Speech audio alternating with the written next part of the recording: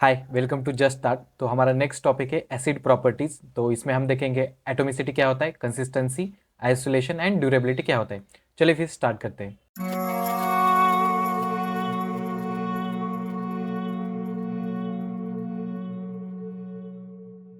Transitions and acid properties. तो इसमें हम देखेंगे इंट्रोडक्शन टू ट्रांजिशंस क्या होता है, एसिड प्रॉपर्टीज क्या होते हैं and managing transition in SQL.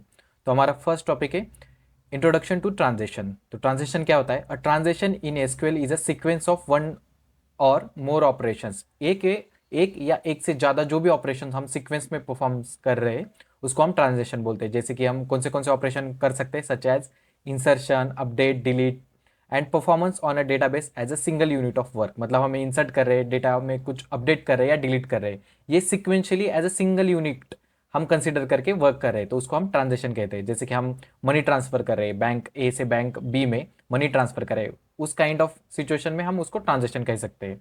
तो it ensures data consistency and integrity by acid properties. तो ये एसिड प्रॉपर्टी से ये डेटा को कंसिस्टेंसी और इंटीग्रिटी प्रोवाइड करता है। मतलब कि डेटा कंसिस्टेंट है क्या नहीं, और इंटीग्रिटी मतलब क्या होता है कि जब भी हम डेटा ट्रांसफर कर रहे हैं तो कुछ मतलब रिसीविंग साइड से कुछ तो प्रॉब्लम आ गया, तो पूरा डेटा मतलब पूरे मनी अपने वापस आना चाहिए। तो ये वाले प्रॉब्लम जो भी होते हैं वो एसिड प्रॉपर्टी से सॉल्व हो जाते हैं।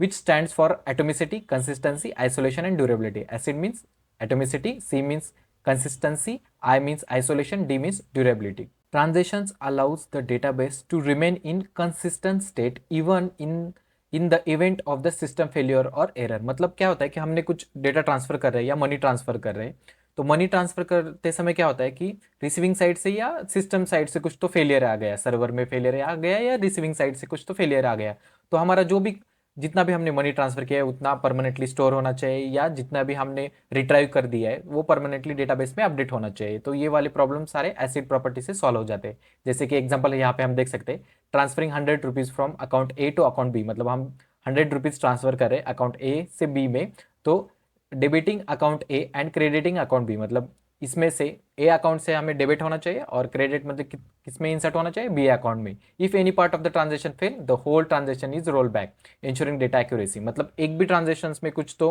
प्रॉब्लम आ गया तो पूरा हमें रोल बैक होना चाहिए। मतलब पूरा जो भी जिसके मनी थे वापस, मतलब ए वाले अकाउंट में जितने मनी थे वो वापस आना चाहिए और बी वाले जितने मनी थे वो बी में वैसे ही रहना चाहिए।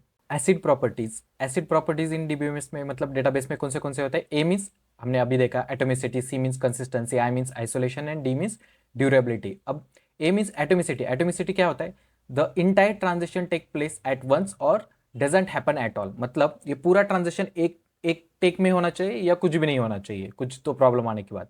कंसिस्टेंसी क्या होता है, the database must be consistent before and after the transition. मतलब जब भी हम ट्रांसफर कर रहे हैं तो डेटाबेस का जो भी एक्यूरेट वैल्यू होना चाहिए वो हमें पता होना चाहिए, और जब भी हम ट्रांसफर करने के बाद जो भी डेटाबेस में हम ट्रांसफर करने के बाद जो भी मनी डिडक्ट हो गए वो डेटाबेस में अपडेट होना चाहिए। मतलब कंसिस्टेंसी मीन्स जो भी एक्यूरेट डेटा है वो अपडेट होना चाहिए। आइसोलेशन, मल्टीपल ट्रांजेक्शन अकर इंडिपेंडेंटली विदाउट इंटरफेरेंस। मीन्स क्या कर रहे हैं कि हम मल्टीपल ट्रांजेक्शन कर रहे हैं सेम अकाउंट से। मतलब क्या करते हैं कि एक जॉइंट अकाउंट है और दो क्लाइंट है ए और बी, तो वो दोनों भी एक ही अकाउंट से वो मनी ट्रांसफर कर रहे हैं, तो वो हर बार उसको और जो क्लाइंट ए और क्लाइंट बी है उन दोनों को भी सेम डेटाबेस दिखना चाहिए। और जब भी वो ट्रांजेक्शन करते हैं कौन से दोनों में से कोई भी एक, तो वो अपडेट होना चाहिए। तो आइसोलेशन उसका वो मीनिंग है। Durability, the changes of successful transaction occur even if the system failure occur. मतलब क्या कि जब भी हमने कुछ तो डेटाबेस में चेंजेस हो गए, मतलब मनी ट्रांसफर कर दिया और कुछ तो सिस्टम फेलियर भी हो गया मगर अपना मनी ट्रांसफर हो चुका है, या ए अकाउंट से बी अकाउंट में ट्रांसफर हो चुका है, तो वो क्या होना चाहिए, सिस्टम फेलियर होने के बाद भी वो जो भी ट्रांजेक्शन है वो परमानेंटली सेव होना चाहिए। तो उसको हम बोलते हैं ड्यूरेबिलिटी। एटोमिसिटी, ऑल और नथिंग। तो हम इसको एनिमेशन से अच्छे से समझ लेते हैं। तो कंसिडर करते हैं कि ये अमित और ये अंजलि, ये क्या है, ये दो क्लाइंट है एक बैंक के। तो हम क्या करते हैं कि अमित के पास ये अमित का अकाउंट है और अंजलि के पास ये अंजलि का अकाउंट है। तो अमित ने क्या किया कि अमित का बिफोर अकाउंट ट्रांसफर करने से पहले उसके अकाउंट में 400 रुपये थे और अंजलि के अकाउंट में कितने थे, 800 रुपये थे। तो अमित ने क्या किया कि ट्रांसफर प्रोसेस, मतलब अमित ने कुछ तो मनी ट्रांसफर कर दिया, तो 100 रुपीज अमित ने अंजलि को ट्रांसफर कर दिया। तो अंजलि के अब अमित के पास कितने हो गए, 100 रुपीज डेबिट हो गए, और उसका जो भी हमने क्रेडिट कर दिया तो अंजलि के इसमें कितने क्रेडिट हो गए, 100 रुपीज। अब अमित के पास अवेलेबल कितने रुपीज़ है, 300 रुपीज़, और अंजलि के पास कितने अवेलेबल है, 900 रुपीज़। इन केस अंजलि के ट्रांजेक्शन में कुछ तो सर्वर का इशू, इसकी वजह से उसका फेलियर हो गया, मतलब क्रेडिट फेलियर हो गया, मतलब जो भी उसने मनी रिसीव हो गए वो नहीं हुए। तो क्या होना चाहिए कि जब भी ऐसा हो गया तो ये रोल बैक होना चाहिए, मतलब जो भी ट्रांसफर हो गए वो रोल बैक होना चाहिए, और जो भी मनी था वो वापस अमित के अकाउंट में जाना चाहिए। तो इसकी वजह से वो रोल बैक होने के बाद क्या होता है कि अवेलेबल बैलेंस अमित का फिर से 400 दिखाना चाहिए, और अंजलि का जितना पहले पहले था वो 800 दिखाना चाहिए। मतलब ऑल और नथिंग, मतलब एक भी ट्रांजेक्शन फेल हो गया तो पूरा तो होना चाहिए, या एक भी ट्रांजेक्शन को कुछ इशू आ गया तो पूरा रोल बैक होना चाहिए। मतलब ऑल तो हुआ तो पूरा सक्सेसफुली, अदरवाइज और नथिंग, नहीं तो कुछ भी नहीं है। तो इसका मीनिंग एटमिसिटी में हमने देख लिया। हमारा नेक्स्ट है कंसिस्टेंसी, इंश्योर डेटा करेक्टनेस। तो इसको भी हम देखते हैं कि कंसिडर करते हैं कि हमारे अब 3 क्लाइंट हैं हमारे, अमित, अंजलि और राज।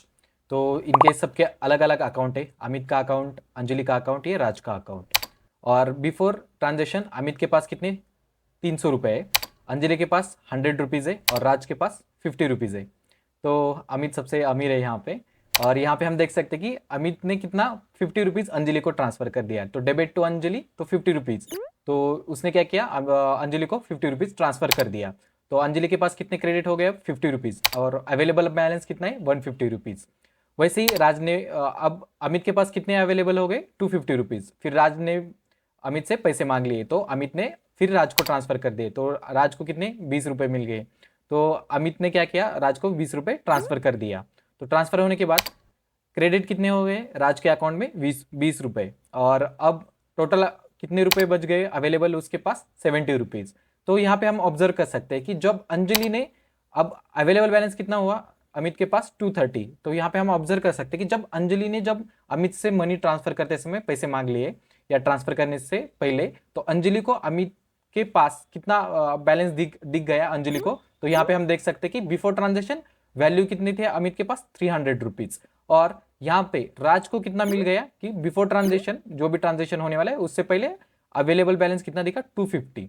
तो कंसिस्टेंसी टेक केयर क्या करता है कि जो भी ट्रांजेक्शन हो रहे हैं तो इंश्योर करता है कि इंश्योर डेटा करेक्टनेस, मतलब बिफोर ट्रांजेक्शन और आफ्टर ट्रांजेक्शन, मतलब ट्रांजेक्शन करते से पहले और ट्रांजेक्शन करने के बाद जो भी अकाउंट में जितना भी बैलेंस है वो अपडेट करता है। तो ये कंसिस्टेंसी का मीनिंग ये है कि वो हर बार ट्रांजेक्शन से बिफोर और आफ्टर जो भी एक्यूरेट बैलेंस है उसको इंश्योर करता है, मतलब इंश्योर द डेटा करेक्टनेस। तो हमारा नेक्स्ट पॉइंट है आइसोलेशन। तो आइसोलेशन मीनिंग क्या है इसका, कीप ट्रांजेक्शन सेपरेट। तो हम क्या कंसिडर करते हैं कि एक जॉइंट अकाउंट निकाला, किसने, अमित और अंजलि ने मिलके एक ही अकाउंट, मतलब इन दोनों ने मिलके एक ही अकाउंट निकाला, और अवेलेबल बैलेंस कितना है अभी, 100 रुपीज़ है उस जॉइंट अकाउंट में। तो अमित का और जो भी अंजलि का जो भी अकाउंट है वो दोनों का सेम ही है। तो अमित ने जब भी ट्रांजेक्शन, मतलब कुछ तो मनी लेना है उस जॉइंट अकाउंट से, तो उसने फर्स्ट T1 ट्रांजेक्शन परफॉर्म कर दिया जॉइंट अकाउंट के ऊपर। तो उसको बैलेंस कितना विदड्रॉ हो गया, एक्स। तो हम क्या कर रहे हैं यहाँ पे, कंसिडर कर रहे हैं कि बैलेंस एक्स, हम 100 रुपीज़ को एक्स कंसिडर कर रहे हैं। तो जब भी उसका T1 ट्रांजेक्शन हो गया तो विदड्रॉ क्या होगा, X is equal to X minus 70, X मतलब 100 माइनस 70। तो अवेलेबल बैलेंस कितना दिखा उसको, 30 रुपीज़। फिर बाद में क्या हुआ, अंजलि ने भी उसी अकाउंट से T2 ट्रांजेक्शन कर दिया एट द सेम टाइम। मतलब अमित क्या है, अमित अब पुणे में है और अंजलि मुंबई में है। तो अमित फोन से ट्रांजेक्शन कर रहा है और अंजलि उसका क्रेडिट कार्ड से ट्रांजेक्शन कर रही है। तो अभी अंजलि ने जब उसको रीड कर दिया कि कितना बैलेंस है उसको चेक करना है, तो अंजलि को ये रीड एक्स करने के बाद अंजलि को बैलेंस कितना दिखाएगा, अवेलेबल बैलेंस 30 रुपीज़। मगर इन केस अमित जो भी ट्रांजेक्शन कर रहा है इन बिटवीन उसको क्या हो गया कि रोल बैक हो गया। रोल बैक मतलब वो ट्रांजेक्शन सक्सेसफुली कंप्लीट नहीं हुआ, इसकी वजह से वो रोल बैक हो गया। मगर यहाँ पे हम देख सकते हैं कि अंजलि को अब वो बैलेंस कितना दिखा रहा है, 30 रुपीज़। मगर एक्चुअल में अमित के पास जो भी अकाउंट था ज्वाइंट अकाउंट, उसमें बैलेंस कितना है अभी, 100 रुपीज़, क्योंकि वो रोल बैक हो गया।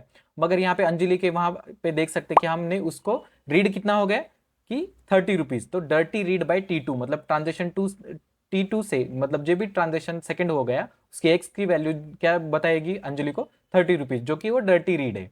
डर्टी रीड मतलब वो एक्यूरेट नहीं है।